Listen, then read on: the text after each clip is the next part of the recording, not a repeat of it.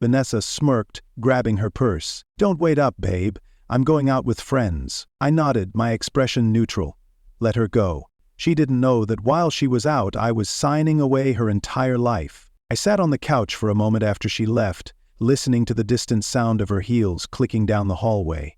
I had heard that sound countless times before, but tonight it was different. It wasn't just the sound of her walking out the door. It was the sound of her walking out of my life. For good. I took a deep breath, then stood up, rolling my shoulders as if shaking off the weight of the past few months. I had played my part well. No fights, no accusations, just quiet observation and careful planning. The moment I found out about her affair, I knew arguing wouldn't change anything. She was the type who thrived on control, on manipulating a situation in her favor. If I had confronted her, she would have cried, played the victim, made me feel like the bad guy. I wasn't giving her that satisfaction. Instead, I had spent the last few weeks making sure she wouldn't get to enjoy a single thing she thought she had secured. I walked over to the counter where a manila folder sat waiting. Inside was everything I needed. The paperwork for the sale of the apartment, the documents that made it legally binding, the proof that when Vanessa returned home tonight, she wouldn't be returning home at all. I picked up my keys and left. The drive to the real estate office was short. I had chosen a buyer who wasn't looking for delays, someone who could close fast, someone who didn't need to haggle over details. The market was good, and with the right push, I had found a cash buyer in less than a week. As I pulled into the parking lot, my realtor Marcus was already waiting inside. He looked up as I entered, offering a professional but slightly amused smile. He knew the situation, at least the basics of it. "Right on time," he said, sliding the papers across the desk toward me. "All we need is your signature and the place is officially theirs." I didn't hesitate. I flipped through the pages, double-checking the key details, though I had already memorized them.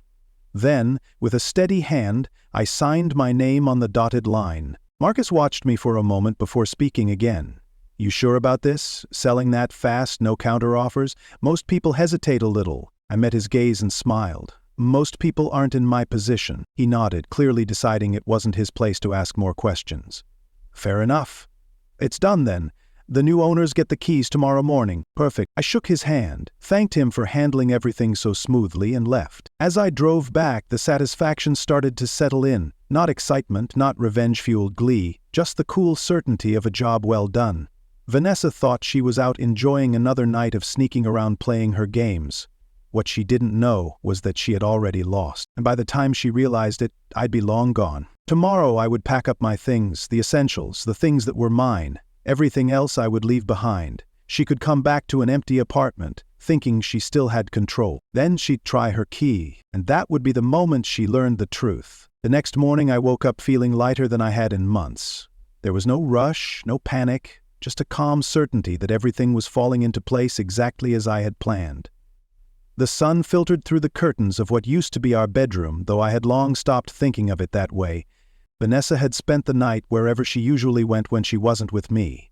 I never bothered to track her movements. I didn't need to. Her patterns were predictable, her arrogance, her greatest weakness. She believed she could get away with anything, and in a way she had. Until now. I got up and stretched, glancing around the apartment. By the end of the day, I would be out of here. I had spent the past week moving my most important belongings to a storage unit. The few things I had left, clothes, documents, and anything valuable that actually belonged to me, would fit into 2 suitcases. I wasn't interested in taking much. I was taking something far more valuable: Vanessa's security, her sense of control, her ability to manipulate her way out of consequences. I brewed a cup of coffee and took a seat at the kitchen counter. As I sipped, I allowed myself a moment to enjoy the silence. Soon, this space would belong to someone else. The thought didn't bother me. The apartment had never been home. It had just been a setting, a stage where Vanessa played her role, convinced she was untouchable. I had let her believe it for too long. I pulled out my phone and scrolled through the messages I had ignored last night. A few from friends, a confirmation from the movers, and one final notification from the real estate office. Sale completed. That was all I needed to see. I took my time getting ready. There was no need to rush. Vanessa wouldn't be back until later. I packed up the last of my things, double-checked that I hadn't left anything important, and walked through the apartment one last time. In the living room, the space where we had spent so many evenings together felt hollow now. The couch where we used to sit, the coffee table covered in expensive decor she had insisted on buying, it was all meaningless. This place had been built on illusions, on lies she thought would never catch up to her. I made my way to the front door, but before leaving I reached into my pocket and pulled out my copy of the keys. I turned them over in my hand for a moment, then placed them neatly on the kitchen counter. Vanessa would expect to use hers when she came home. That was the moment she would realize the locks had been changed. Stepping out into the hallway, I closed the door behind me with quiet finality. It wasn't just the door to the apartment that I was shutting. It was the door to the life I had shared with Vanessa, the one she had taken for granted. As I walked down the street, I felt a weight lifting off my shoulders. I wasn't angry. I wasn't bitter. I wasn't even concerned about what Vanessa would do when she found out. The outcome was inevitable. She had been playing a game she thought she would always win. She had no idea I had rewritten the rules. By the time she came home, I would be gone. The apartment wouldn't be hers. The locks wouldn't work. And for the first time in her life, she would have to face the consequences of her actions. I wasn't going to be there to see it, but that didn't matter. I already knew exactly how it would go. Vanessa walked down the street, her heels clicking against the pavement as she scrolled through her phone. Her night had been a success, or at least, that's what she told herself. She had spent the evening exactly the way she wanted, with exactly who she wanted. Nathan, as always, had been the last thing on her mind. She barely even remembered the excuse she had given him when she left. Something about drinks with the girls. A lie so routine she no longer needed to think about it. She had assumed, like always, that he would be home, waiting, none the wiser. But as she turned the corner and saw the building, a small flicker of annoyance crossed her mind. The lights inside the apartment were off. That was odd. Nathan usually left a lamp on in the living room, not because he was waiting for her, he wasn't that needy, but just out of habit. It was a small, predictable detail, one of many that made up the foundation of their relationship, and now it was missing.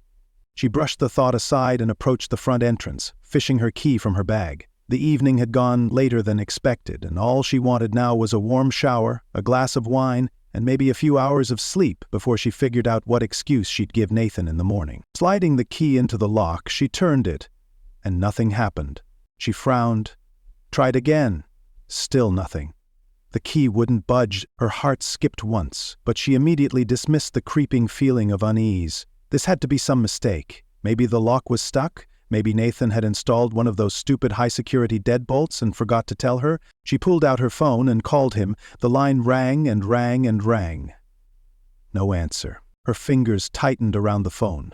"Come on, Nathan," she muttered under her breath, hitting read up. Again, nothing. Annoyance flared into frustration. She knocked sharply on the door, then pounded. "Nathan, open up!" Silence. She stepped back, glancing up at the windows. If he was inside, he was ignoring her. But that didn't make sense. Nathan never ignored her. He wasn't the kind of man to hold grudges, not in a way that mattered. Sure, he could be quiet, distant even, but he had never shut her out like this. Then she noticed something else. The doormat was gone. The stupid little welcome home mat Nathan had insisted on keeping, the one she had always found tacky but never bothered to throw away, it was missing. That was when the cold realization began to settle in. This wasn't just a locked door. This wasn't an accident. Something was very, very wrong. Her breath caught in her throat as she reached for her phone again, fingers trembling slightly as she typed out a message. "Vanessa, what the hell is going on?" She stared at the screen, waiting, willing him to respond. A few seconds passed. Then, no reply. Her stomach dropped, and for the first time she understood. She had lost everything. Vanessa stood frozen in the dimly lit hallway, her fingers gripping her phone so tightly that her knuckles turned white. She stared at the word "seen," the absence of a reply stinging more than if Nathan had sent a full paragraph of insults. He wasn't just ignoring her, he was making a statement. Her mind raced through the possibilities. Maybe he was messing with her, maybe this was some elaborate joke to teach her a lesson for coming home late. But deep down she knew Nathan wasn't the type to play games. He was cold, calculating, and when he made a move, it was always deliberate. She tried her key again, jamming it into the lock with growing desperation. The metal scraped uselessly against the deadbolt. Her breathing quickened as she stepped back, scanning the building, her gaze darting to the windows of the apartment that had, until this very moment, been hers. Or at least, she had thought it was. She pulled up her messages again and scrolled through her last conversations with Nathan. Nothing seemed out of the ordinary. No arguments, no warnings, no signs that something like this was coming. He had been the same as always, calm, patient, distant. But that was exactly it, wasn't it? He had stopped caring. Her stomach clenched as the realization hit her. This wasn't a game. Nathan had planned this. Panic flared in her chest as she called him again, her thumb jabbing at the screen. It rang once before going straight to voicemail. She gritted her teeth and called again. Same result. "Nathan, what the hell is going on?" she demanded into the phone, her voice trembling with barely contained fury. "You locked me out of my own home? Answer me." She ended the call and tried again, this time leaving a voicemail. "Nathan, this isn't funny. Let me in. We can talk about whatever this is. Just open the damn door." No response. Her breaths came in shallow gasps as she turned on her heel and stormed toward the building's front office. The night security guard, a bored-looking man in his 50s, barely glanced up from his newspaper as she approached. "You need something, miss?" he asked lazily. "My apartment," she snapped. "The locks. Something's wrong. I need maintenance to open the door." The guard gave her a long, knowing look before shaking his head. "Sorry, ma'am, that unit was sold yesterday. New owners take possession tomorrow morning." The floor beneath her seemed to tilt. "No," she whispered, shaking her head. "That's impossible. I live there." The guard sighed and tapped a few keys on his computer. No, Nathan Cole lived there. Lease was in his name. He sold the place. Nothing under your name. Vanessa felt the blood drain from her face. This wasn't just a breakup. Nathan had erased her entire life in one move. Vanessa stood there, her mind struggling to catch up with reality. The words "sold yesterday" echoed in her head, each syllable landing like a hammer against her skull. Sold, gone. Her life, the home she had decorated to fit her vision, the space she had ruled over with the quiet confidence of someone who believed she would always be in control, it was no longer hers. A cold sweat broke across her skin as she tried to process what that meant. "No," she said, shaking her head, her voice barely more than a whisper. "That can't be right. He wouldn't do that." The guard gave her a tired look as if he had seen this kind of meltdown before. "Look, lady, I don't know what to tell you. Your name's not on the paperwork.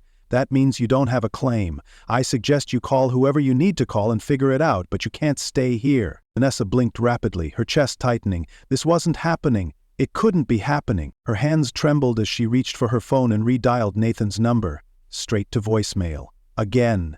She tried texting. "Vanessa, Nathan, where are you?" "Vanessa, this isn't funny. Let me in." "Vanessa, where am I supposed to go?" "Vanessa, you can't just do this." Scene. Block. She stared at the screen, her breath catching in her throat. He had shut her out completely. Her stomach twisted as she realized she had nowhere to go. Her best friend? No, she had burned that bridge months ago, lying to cover up the affair, assuming she would never need a safety net. Her side piece? Not a chance. He was never someone she could rely on. He had a wife, kids, a whole life that didn't involve her beyond stolen moments in hotel rooms. She turned slowly, her eyes darting around the empty street. The world moved on without her. Cars passed, people walked by, unaware that her entire life had just collapsed in the span of a few minutes. She had nothing. No home, no security, no backup plan. Nathan had taken everything without ever raising his voice, without a single argument. He had let her believe she was winning, that she had the upper hand. And then, in one silent, calculated move, he had erased her. Vanessa swallowed hard, her pulse hammering in her ears. She had always thought she was untouchable, that she could have everything without consequences. Now, standing alone in the cold night with nowhere to go, she understood the truth. She hadn't played Naughton. She had played herself.